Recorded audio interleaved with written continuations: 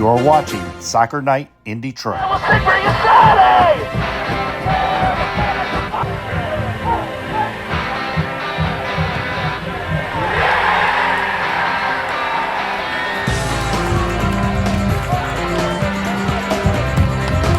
Check, check. Hello, everybody. Here we are at Toledo, where Detroit City just got a massive W. What? Monday with the right foot. It's in the back of the net. This match was supposed to be at Keyworth Stadium tonight, and it turned out to be the biggest professional sporting event in the history of Livingston County tonight. Detroit City FC came here to Legacy Center Sports Complex here in Brighton for a match against the Michigan Rangers in the U.S. Open Cup. Now, clearly, this town has had athletes. I believe Greg Landry lived here. Mickey Stanley lived here. I mean, those are names from the past there. But had some famous, also some famous athletes that went to high school here, such as Drew Henson from Brighton High School, probably the most famous graduate of Brighton High School. There might be a few. I was a graduate from Brighton High School, but I digress on that. But it was a big game for Detroit City tonight. First round of the U.S. Open Cup, and they drew a side from Hudsonville, Michigan, named the Michigan Rangers. And it looked like the Rangers were going to, shall we say, throw a little monkey wrench into the mix here. 6 minutes of play here. Giuseppe Baroni would take this free kick and put it into the back of the net, past the diving Carlos Saldana, and the Rangers were up by a score of 1-0 on Detroit City. And it wasn't for the lack of trying for Detroit City FC. They just kept pressing hard. And they had more control of the ball throughout the second half. Opportunity right here in the 13th minute of play, or going into the 14th minute of play. And that was to no avail. I'm trying to think of it. I think that was Tabor. I think that might have been Tabor on that one. Tabor Tataka on that one. Fast forward to the 15th minute of play. Another opportunity for Detroit City FC. And great save by the goalkeeper there. Les Jope with the shot attempt on that one. 19th minute of play. Things got a little bit physical here. As you can see, Reese Williams will be tackled here. And as he's getting up, number 9 for the Rangers, a little extracurricular activity going on there. Reese wasn't having any of it. And thus we play on.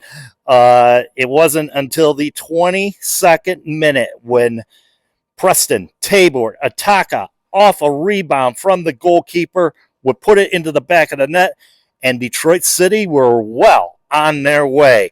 First goal of the night, as City would tie things up in the 22nd minute of play. And Detroit City would have some more chances here. This one coming up in the 30th minute of play, set piece. And unfortunately, that was to no avail. Goalkeeper pushed it aside off the rebound, but City, great save by the keeper for Michigan Rangers there. But the floodgates would open in the second half. Maxi Rodriguez would have a chance here in the 56th minute of play for Detroit City. That would be a stop by the keeper as well. But he found a way to find the back of the net. 56th minute, a little bit further, and that would be his first goal in over a year and a half. Detroit City would go up by a score of 2-1 at that point. And then, like I said, the floodgates open. 65th minute of play here. Alex Dalu, the West Bloomfield native, would and he was hardworking all night long, puts this one in the back of the net from outside the 18, and Detroit City would go up by a score of 3-1. And then, you want to talk about hardworking? coming up here, it's probably the hardest working play of the night. Dayu fending off defenders left and right, finds Otis Joof, and Joof says, "Thank you very much." It is 4-1 Detroit City. And you know what? Why don't we end things here with a little brace coming up here by one Preston Tabor Ataka. He would bookend the night with that one in the 86th minute of play. It was, shall we say, breeze time in the second half for Detroit City FC. They go on to win by a score of 5-1. And like I said, in one of the probably the biggest sporting event in the history of Livingston County. And there's been some, there's been some great there's been some professional sporting events such as motocross and, I'm sure, I don't know, other events that have come down the line. But this is probably the biggest, like some great high school football games. I was at one, I believe it was 2021, in which Brighton beat Belleville to go to the state football playoff final at Ford Field. So, and I don't think there was a generational quarterback there by the name of Bryce Underwood that was in the mix as of yet. He might have been, but I don't know. But just saying. But that was probably one of the bigger, one of the biggest events was that regional semifinal game between Belleville. But up until tonight, I mean, and Detroit City has been here before. They've had friendlies here before. Detroit City's women's team has been here before as well. So, but there was a good contingent here of Northern Guard supporters that were supporting the team as well. There was a good contingent of Northern Guard supporters down at City Fieldhouse as well. So Steve has a report from there. Steve Polly-Subak here from the City Clubhouse, where I just got off, seeing a commanding 5-1 victory over the Michigan Rangers. A small crowd, but very appreciated. And we were a little bit scared after that long-distance Galasso scored to make it 1-0. But hey, they got it. Talbert, I'm having difficult saying his name because I don't have a stat sheet in front of me, scored to make it 1-1, but in the second half, it was the Detroit City show with the prodigal adopted son, one Maxi Rodriguez, scoring his first goal in almost 507 days. And with that goal, he's now one goal closer to breaking the all-time goal-scoring record set by the one, the only Sean-Claude Lawson. Albert Doof had another goal to make it 4-1, and yes, the guy, Talbert, names escaped me. Probably Madcat will put the caption name to wrap it up. Good night, Irene. That's it. Detroit City beat the Michigan Rangers 5-1. Was there concern in the feeling in the clubhouse? Not much, but you knew they were content. They scored 26 shots on goal, 11 went on target. Compared to 4 goals by the Michigan Rangers, 2 went on target, one of them luckily hit the net. So it's a celebration, and now on to, if we're going to play this week, against Indianapolis, and we'll find out who we're going to face off in round 2 of the U.S. Open Cup. Reporting from the City Clubhouse, I'm Steve Polly-Subak, Soccer Night in Detroit. Back to you, Madcat.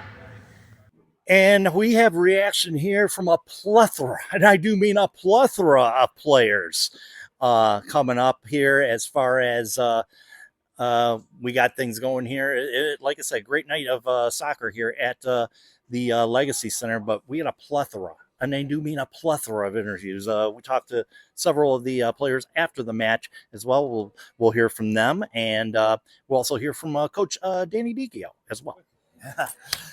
All right, we're with Maxi Rodriguez back in the fold as a Detroit City player, and now 7 away from an all-time record, the all-time goal-scoring record for Detroit City FC. How's that feel? Yeah, it feels good. It feels good to come back and hopefully break it soon. Never thought I'd be a goal scorer, so it's nice to score some goals and get some assists, so it's nice.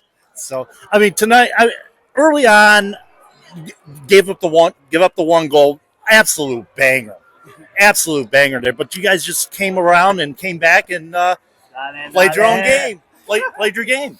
Yeah, they had a good strike on goal, but it was just about kind of just playing our game, playing our style, knowing the goals were going to come, but going about it the right way. Obviously, we want to respect our opponent, but just play the best of our ability and score goals.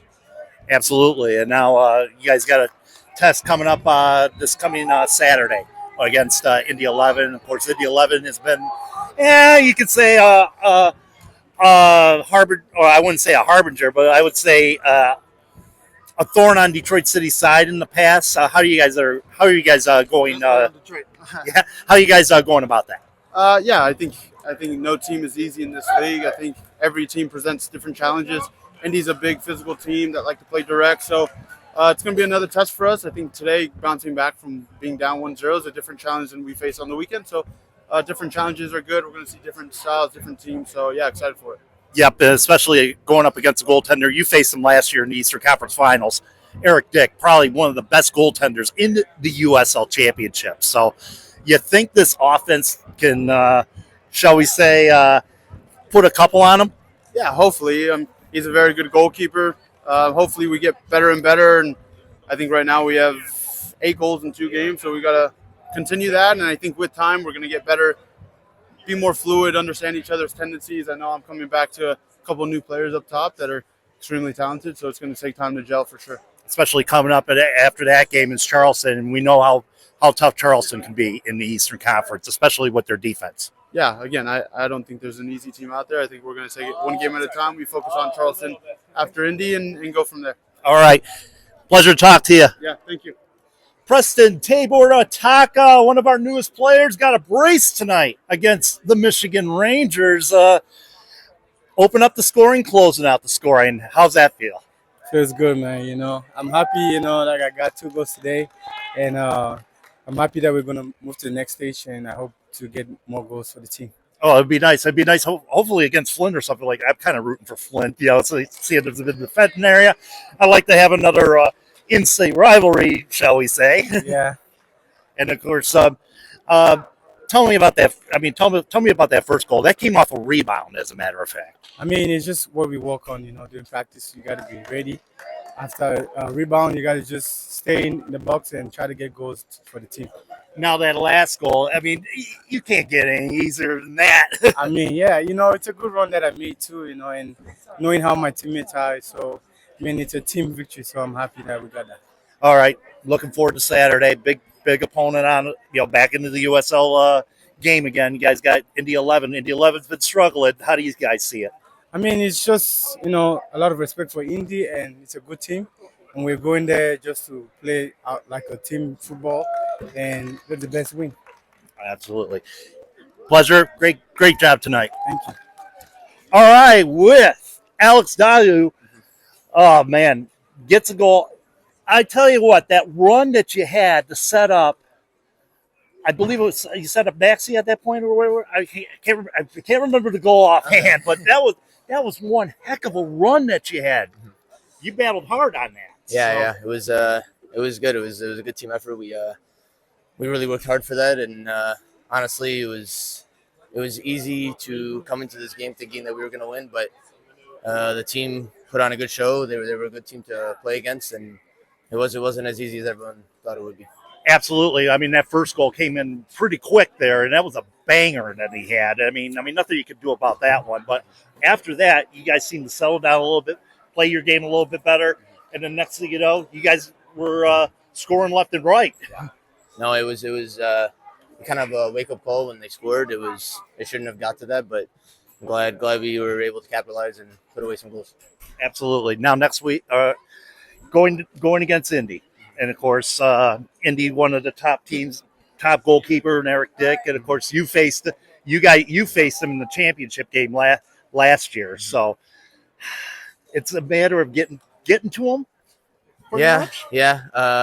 No, he's a great goalkeeper. He's been in the league for a while. He's a good person. Nothing against him. It'll be a tough game against Indy. They're a good team. Nothing but good things to say about them. Absolutely. And, of course, now you guys are moving on to the next round in the Open Cup. You don't have a preference of who you want to play at this point. Nah, we're just ready for the next game, and hopefully we we can do the same thing we did today. Sounds great. Thanks for talking, Alex. Have a good one. Yeah. We got Connor Rutz. Welcome back. It's been a while since we've seen you out there on the pitch. Yeah, it's been maybe over 6 months since I had a full real game other than preseason matches, but it felt good to get back out there. And you played a full 90 tonight. You and Reese Williams both of you guys have been injured for the latter part of the year last year, and then you guys come back and play a full 90 tonight. I mean, granted, you didn't expect them to, get the first goal, but then you guys came back and played strong. Yeah, it's an open cup game. Anything can happen. They got the first one. We knew we just had to stay patient. We knew our quality would shine through, and it was only a matter of time until we got the first one. And then floodgates opened up, and we controlled the second half.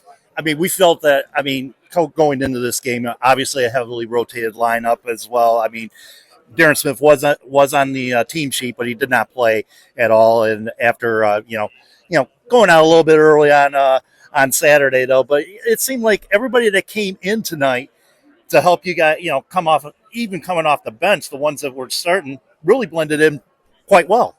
Yeah, no, we have a great team. It's going to take more than 11 this season. So whether it's starting this game, starting the next game, everyone plays a part. So it's just important that when you get your chance, you play your role. Everything going well over at the Huron Valley DCFC? Yeah. We're loving it. Growing slowly, just spreading the DCFC name out in this area, kind of. Not too far from here. So absolutely, just down the road. As a matter of fact, it's nice to have a DCFC presence in the area, especially when we got Liverpool up in Hurton. Yeah. You know how I mean, my feelings about Liverpool, but I digress. But no, it's nice to have some more local soccer in the area, and we all talk about dotting the map and dotting the map, and Detroit City has been dotting the map all over the state as far as programs go. Yeah, no, it's great. You go into local restaurants around here now, you're starting to see DCFC scarves, flags. So it's cool to get the presence out in this area. Absolutely. Yeah. Great game today. Yeah, thank you.